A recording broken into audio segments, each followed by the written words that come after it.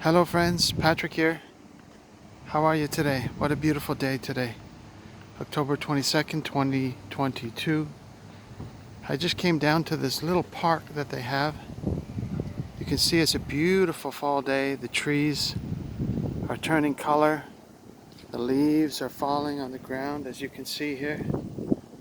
Just a beautiful day to go out, get some fresh air, go for a walk. I wanted to talk today just about an idea that was swimming around in my mind this morning, and that was the idea of nationalism. What is nationalism? Nationalism is having pride in one's country. You could say that it's a type of patriotism. Maybe those two terms overlap a little bit. But nationalism means different things to different people. Some people associate it with a very negative connotation. For example, we know the word that was coined in WW2 at that time, the National Socialist Party in Germany. That's where we get the word Nazi, right? So that nationalism has very negative connotations to it. They say, well, if you're a nationalist, you must be a Nazi because, you take so much pride in your country that you're going to say, well, our country is going to conquer the whole world or something like that, right? So nationalism can be looked at in a very harsh light, and I recognize that. But we can also look at nationalism as, try and look at it anyway, in more of a positive framework, or maybe we shouldn't use that word at all. Maybe we should only use the word patriotism or something like that. That is there a place to be positive about one's country or proud of one's country? I look at the beauty of this park and the forest, and I'm so proud to be a Canadian. I'm thankful to be a Canadian. There's the fella who's taking care of the park there. He's going around and he checks to make sure everything's okay, and he empties these containers of garbage here. I guess they do that on a regular basis. You can see the beautiful leaves that are collecting on the ground. And so another term is populist, right? If somebody is a populist, what does that mean? That means that they're part of the popular opinion, part of the regular people, right? And so these different terms mean different things to different people. See the leaves falling down. And let's take a walk through the woods. Let's take a walk through this path and get some fresh air here. And so people are scared of these terms.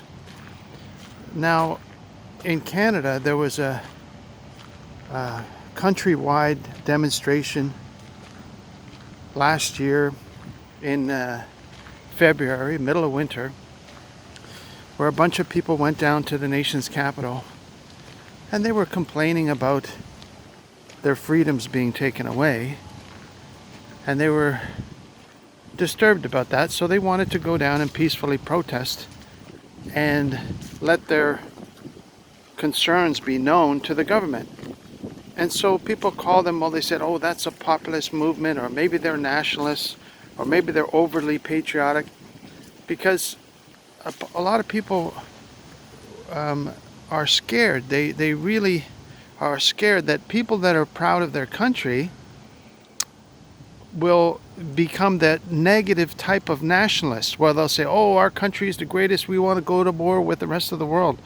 And not only that, but they're scared that those type of people in that category will oppress the rights of those that are not part of the populace, the major demographic. They'll say, oh, they're going to persecute anybody that's not part of the majority, like they did, again referring to that National Socialist Party from World War II, all the bad things that they did, the horrendous things that they did.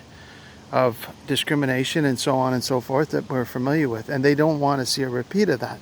And so they're so concerned about that the media and a lot of particular individuals were searching for anything they could find to portray the protesters in that light. And so I know that these thoughts don't mean anything to a lot of people in different countries, but in Canada there was a lot of concern. It still is a lot of concern about it, because currently they're trying to justify the government enabling the War Measures Act, the Emergencies Act they call it now, for when these protesters came to town. And so they're trying to portray them as really bad people. They say these people are nationalists, and they're this and they're that and they're other things. And so they're scared that these people may cause bad things to happen, and they don't want that, right? They want to have support for the they want an inclusive society. They want everybody to be included, and that's a reasonable thing to hope for. They want inclusiveness. That sounds like something that makes sense. Nobody should be excluded based on the particular characteristics that they have. If a person is a Caucasian, or if the person is a male, or if the person is older, those are not reasons to exclude somebody from society. I'm sure everybody would agree with that. And you can pick any demographic you like. Base it on gender, color, marital status, age, ability, so on and so forth, right? We want to have equality, that these things are self-evident, that everybody is equal under the law, right? Everyone has a right to be heard, and a right to be recognized as an individual, and so on and so forth. And so, where am I going with this? Well, what I was thinking is that how can we have a society that is more understanding towards one another? And I think one way is to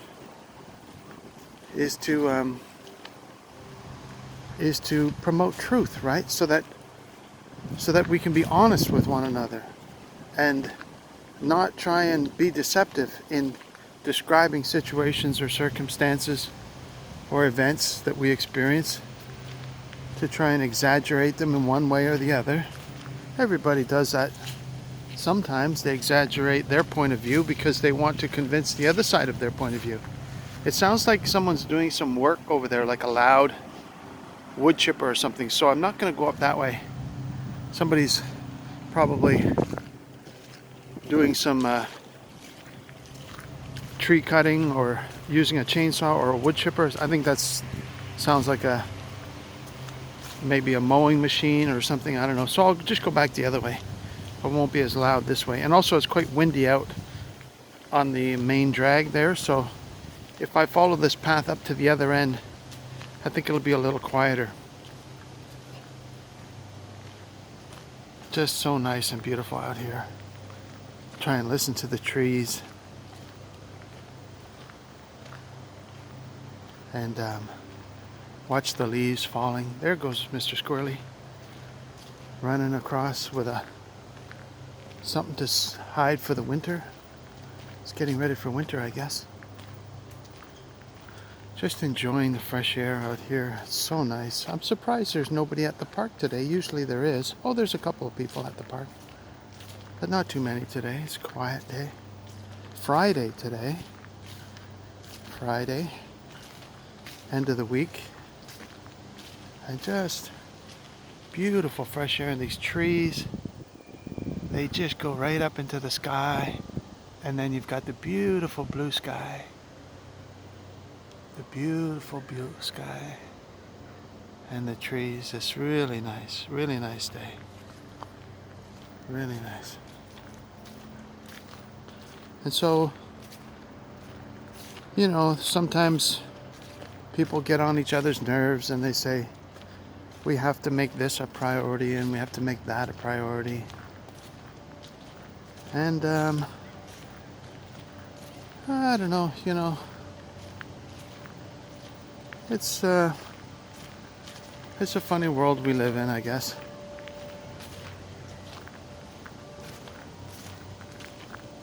We'll just head down the path this way. It sounds like that equipment is coming up even closer, like it's chasing me. A loud mowing machine of some type.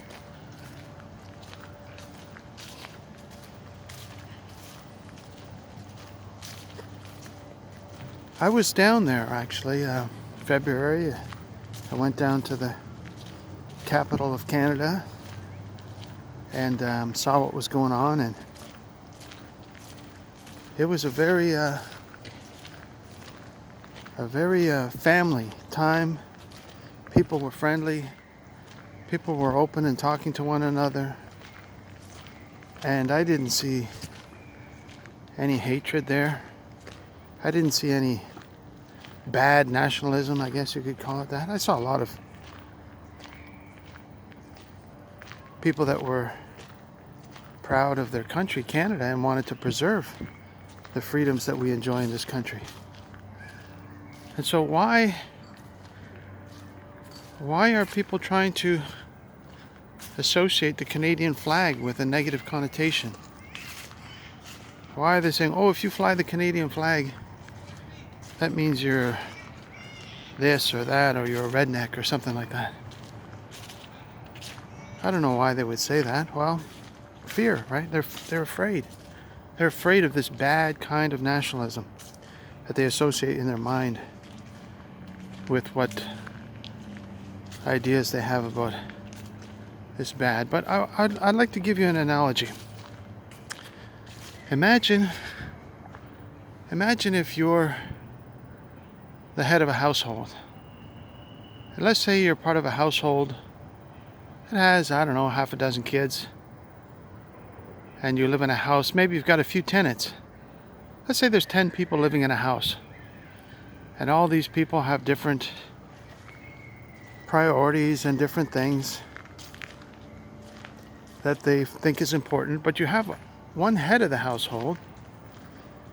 And this is the head of the household. It might be the husband, the wife, or somebody in between. Or I guess in the old days, back in the old days, what would they say? They'd say, well, oftentimes the husband is the head of the household. They don't say that anymore, but they used to say that.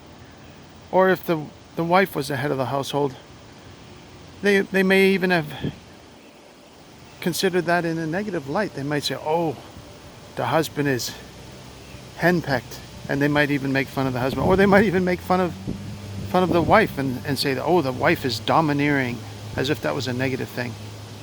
But let's not talk about the past. Let's say that today we have a head of the household, and they're either the husband or the wife or somebody in between. It doesn't really matter. And we'll go from there. Hey, how are you? And so that's our analogy, right? We have a family. And this family lives in a house, and maybe there's a leak in the plumbing. So the people start get concerned that's living there. The kids are concerned. Say, hey, what's going on?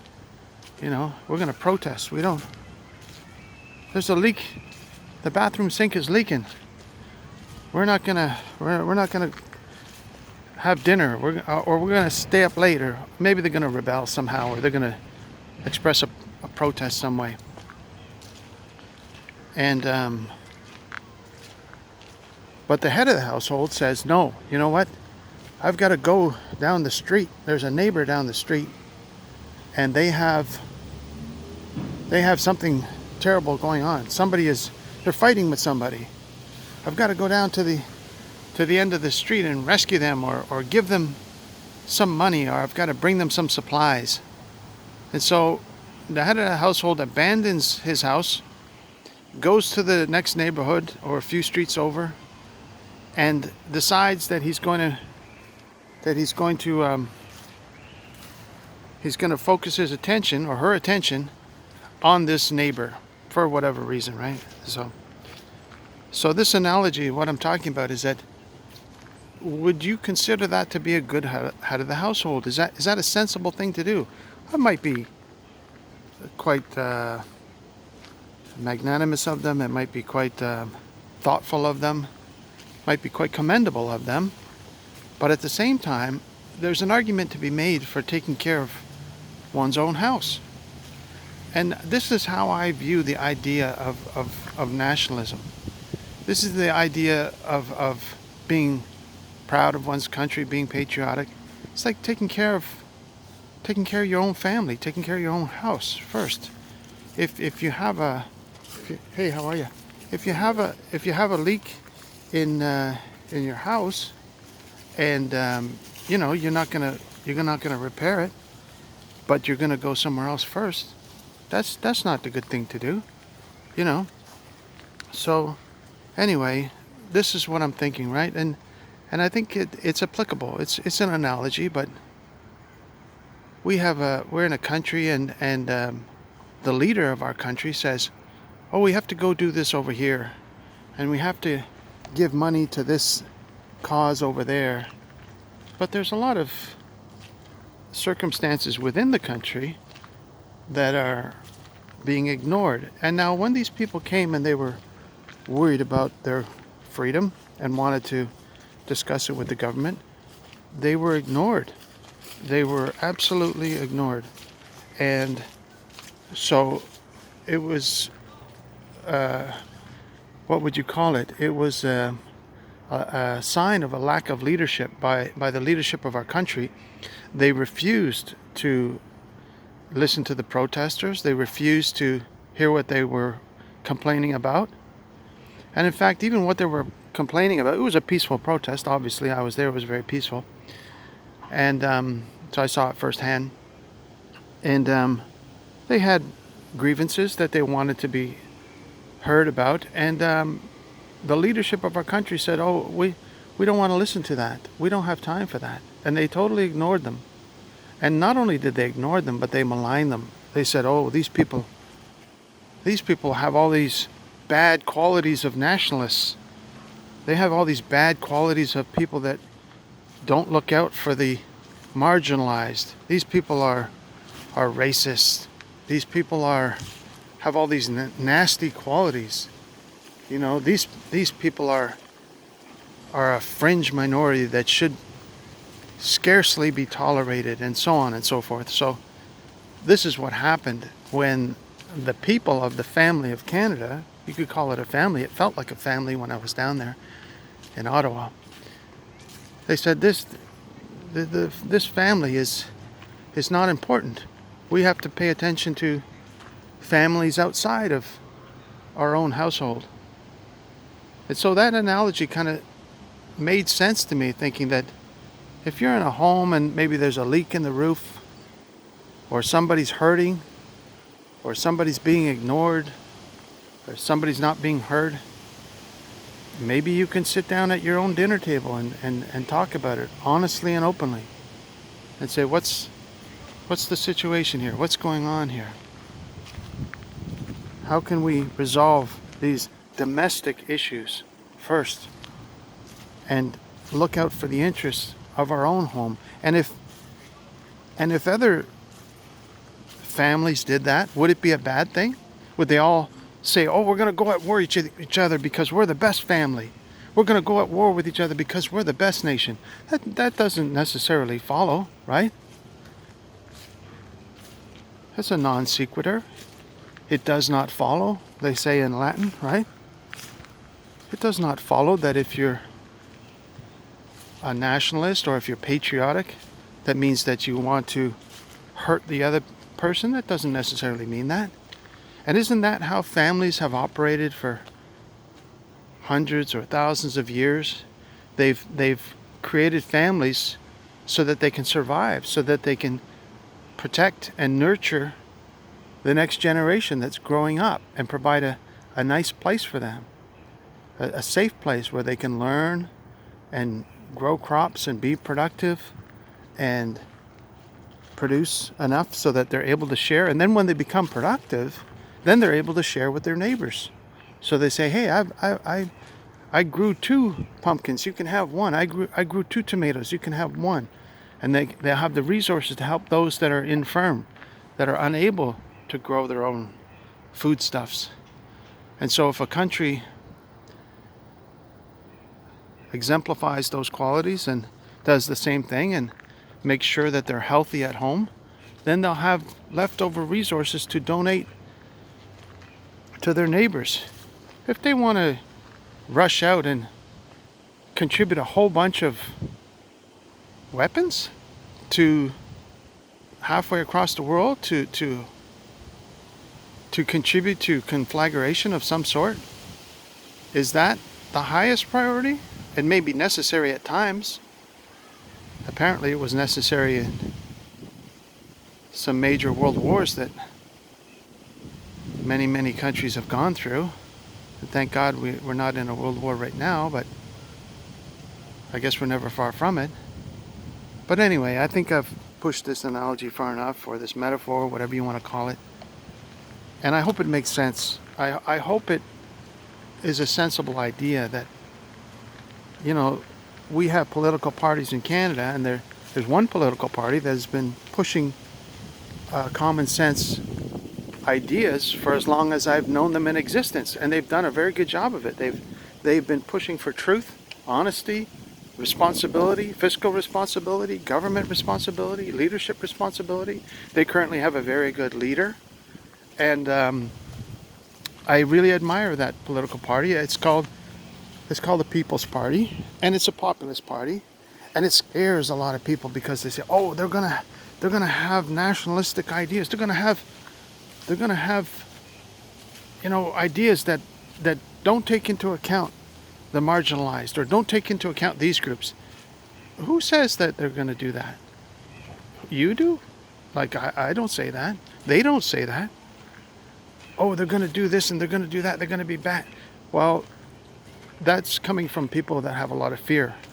And they've been taught to have that fear from those that are currently in power, because those that are currently in power are corrupt, right? They don't want to take care of their own family.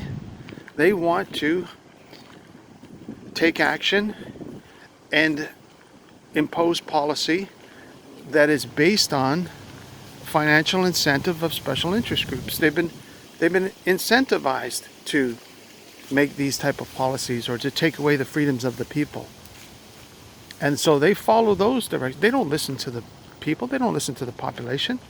So if that was a head of a household, and the head of the household said, I'm not going to listen to the interests of my family, I'm just going to go and take my money and leave and go down south and live by myself and not take care of my 6-month-old baby at home, or something like that. That would be a horrible thing to do. That wouldn't be right, would it? And I hate to return to that analogy again, because you know what I mean, right? I mean, there's a place for having honest, strong leadership that cares about the population. There's a place for that. There has to be a place for that. If it's all just a matter of corruption and just get whatever you can get because an asteroid's coming to hit the Earth, so it doesn't matter anyway, or because the finances are going to collapse, so it doesn't matter anyway, just print as many dollars as you can and take as many of those dollars as you can. Is that really? How am I doing for time here? Oh, I'm over time. I'm sorry. Well, I got carried away because it's such a beautiful day. But I just wanted to share these thoughts with you because, I mean, I'm proud to be a Canadian. I'm thankful for my country. I know that there's a lot of misandry in our current leadership.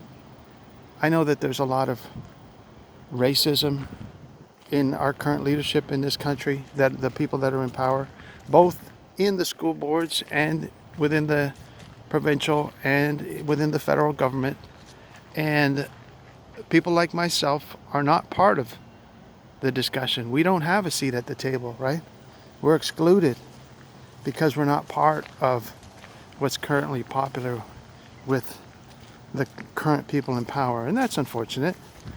But it is what it is, and we endeavor to persevere, and we just continue. And I thank God for the beauty of this country, the freedoms that we continue to cling to, and the fact that we have such a beautiful, beautiful God who takes care of us, who provides for us. He promised to maintain the seasons after the flood. He said, as long as the earth remains, I promise I won't flood the earth again. You'll have springtime and harvest, and you'll have summer and winter. And this is a sign of that promise right here, with the trees turning color, the leaves falling down. That's God's mercy and provision, maintaining the seasons of the earth. And so I'll leave you for today. Thank you for sharing this walk with me, walking with me for a few steps. I love you very much. I'm sorry to go on and on about politics, and sometimes I exaggerate a little bit too much. I know I shouldn't do that. But I care about you. I hope you're doing well. I hope you're happy. I hope you're able to get out and get some fresh air too, wherever you are. Take a walk down the narrow path. Listen for God's voice. What's He telling you? Maybe He's saying that He loves you very much.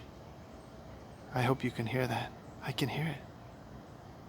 I think I can hear the trees whispering it. Mind you, I can still hear that crazy piece of mowing equipment or whatever it is out in the distance. That's too bad. I'll try and do another video where it's a little quieter. It's much nicer when it's quieter. Thanks for watching. We'll talk to you again real soon, okay? Take care of yourself. Have a great day. Bye-bye. Bye now.